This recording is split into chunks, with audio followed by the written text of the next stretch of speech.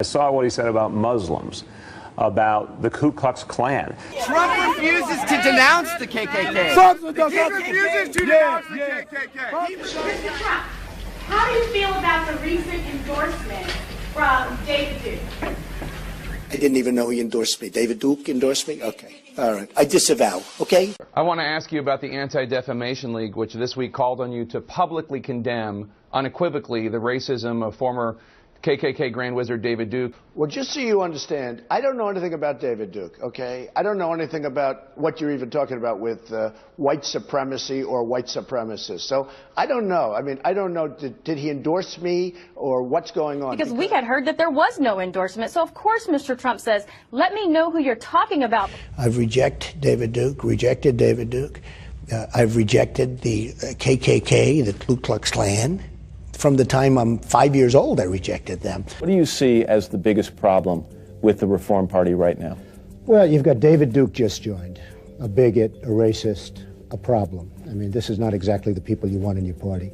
I'm David Duke, and this is a quick, unscripted response to the CNN interview today with Donald Trump. I can begin by the inaccurate reporting of the media that I have endorsed Donald Trump. Specifically, I have said clearly, and every time I've talked about his candidacy, that I am not endorsing Donald Trump. Even if you don't know about their endorsement, there are these groups and individuals endorsing you. I mean, I don't know what group you're talking about. Number one, you disavowed David Duke 2 days prior. If he said on Friday, I disavow, why ask him again on Saturday? Why not disavow David Duke, disavow the KKK? What's going on? I'm saying to myself, how many times do I have to continue to disavow people? And the question was asked about David Duke and various groups. And I don't know who the groups are. I disavowed David Duke, and I disavowed him the day before at a major news conference, which is surprising because CNN was at the major news conference, and they heard me very easily disavow David Duke. I disavowed David Duke all weekend long on Facebook, on Twitter, and obviously it's never enough. How would you characterize in more words than one David Duke? David Duke is a bad person who I disavowed on numerous occasions over the years. I will not stop until we fight a man that chooses not to disavow the KKK. That is not a part of our party. That's not who we want as president. We will not allow that in our country. I totally disavow the Ku Klux Klan. I totally disavow David Duke. I've been doing it now for 2 weeks. You're probably about the 18th person that's asked me the question. It was very clear. But the facts are, even David Duke himself come out and said, I did not endorse Donald Trump. When Mr. Trump first heard about it, he disavowed it unequivocally and immediately. When I put out that I reject KKK and David Duke, nobody picks it up. You know why they don't? Because they don't want to pick it up. They pick it up. You pick it up. Everyone else picks it up. You saw simultaneously, practically at the same time. They don't want to pick it up. Now, I have been asked this question so many times. I have rejected it so many times. I don't need his endorsement. I certainly wouldn't want his endorsement. So I said to myself, how many times do I have to reject or disavow? I told CNN when Chris Christie endorsed me, a very good endorsement, and one of the questions, that question was asked, and I rejected it there. No, I don't want them, and I don't want him to say it. I can't help if he says it, but I don't want it, and if he says it, John, if he says it, he says it, okay? Do I want it? No. And you want the supporters? No, I don't want anything. What do you think of white supremacists, by the way? I don't like any group of hate. Hate groups are not for me. But I've said this before. The press hates me to say it. They just don't want to pick it up. There's been a lot of talk about one of our presidential candidates and his seeming ambivalence about David Duke and the KKK. So let me make it perfectly clear. Senate Republicans condemn David Duke, the KKK. You've seen that tweet from Mitt Romney. Says your coddling of repugnant bigotry is not in the character of America. Your response? Yeah, David Duke and all were disavowed. I disavowed him on Friday. I disavowed him right after that because I thought if there was any question, and you take a look at Twitter, almost immediately after on Twitter and Facebook, they were disavowed again.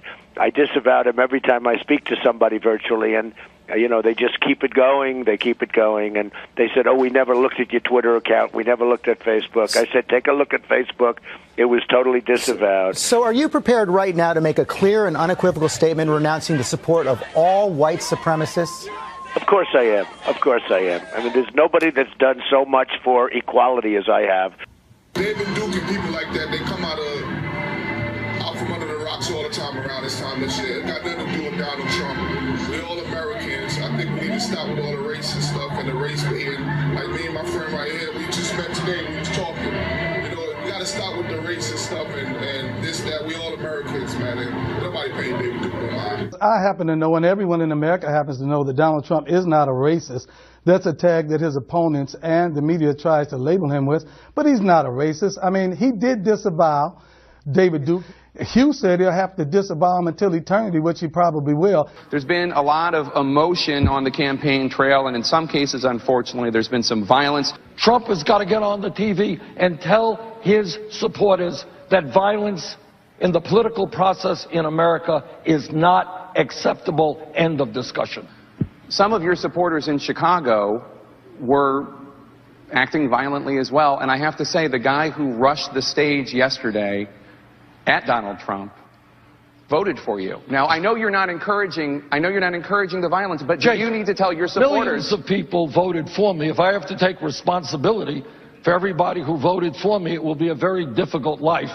Crazed, violent Bernie Sanders supporters, Black Lives Matter extremists and other leftist agitators, unhinged mobs assaulted people, attacked police, tore up signs, blocked ambulances, fired guns in the air. If I like Donald Trump and I want to vote for him, I'm going to do it. So what?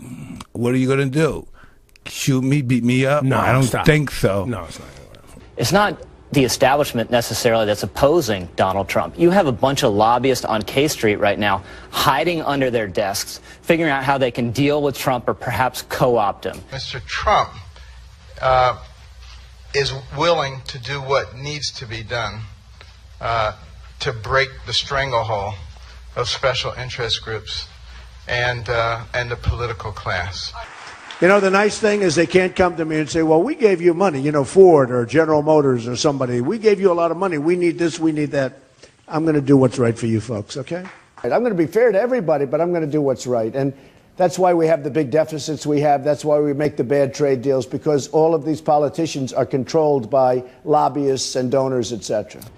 And that's one of the things that I admire about Mr. Trump, because he told them all, I don't want your money.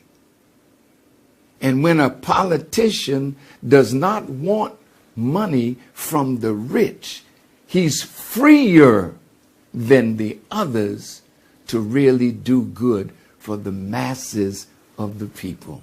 I saw what he said about Muslims. We cannot vet the refugees from Syria.